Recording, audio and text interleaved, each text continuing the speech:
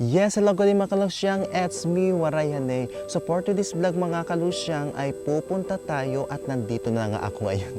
At nandito na ako ngayon sa bundok kasi kukuha kami ng bamboo, yan, kawayan. Kasi gagawin namin siyang kasaw. Hindi ko lang alam kung ano sa Tagalog yung kasaw ha. Kasi basta, yun na yun, huwag na nagpahabain pa. Kukuha ako ngayon, 8 piraso lang naman kasi gagawin lang namin extension doon sa bahay namin kasi parang sira na. So alam niyo man mga kalusyang, yung mga bisita na darating ngayong piyesta, hindi yung pagkain yung tinitingnan, kundi yung bahay, kung ano yung nagpakalagay sa gilid-gilid ng bahay ninyo, kung ano yung mga sara. Yun yung mga tinitingnan nila. Pero mga bisita, remind lang po, huwag ninyong tingnan yung mga bahay, yung tingnan yung mga mesa, kung merong pagkain. Ang iba nga dyan, magaganda yung bahay, pero yung pagkain bilang na bilang lang.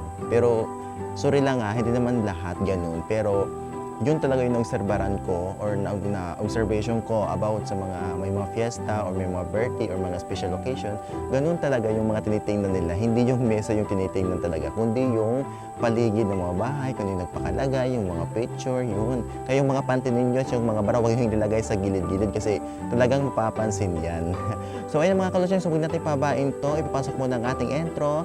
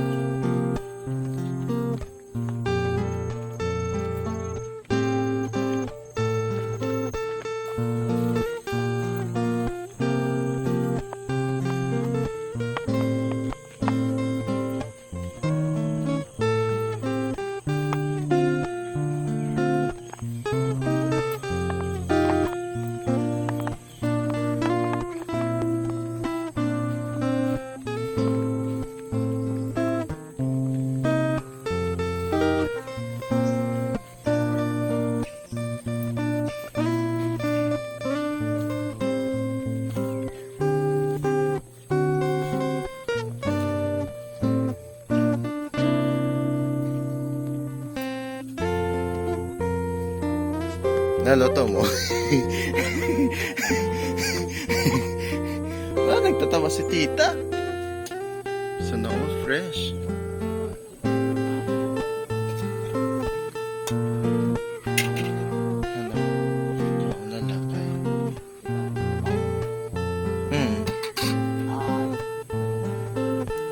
Ito, hindi halit ang ito. Ang part nga, manang kayo ni Unil. At tulala.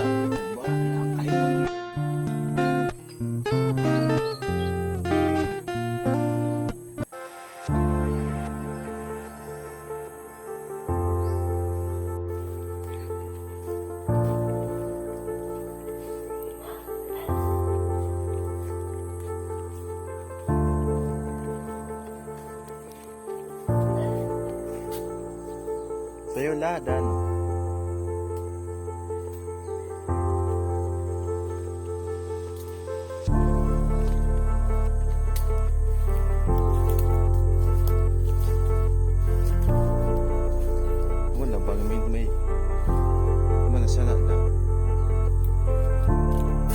Kahit hindi ba maupat?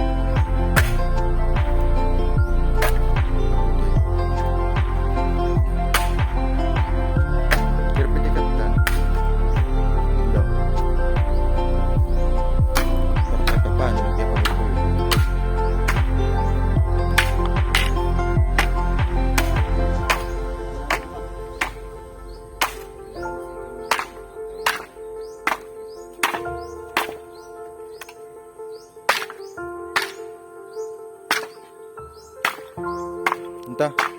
Wala na. Hanggang. Ayaw kiliton. Di magudala, bagod.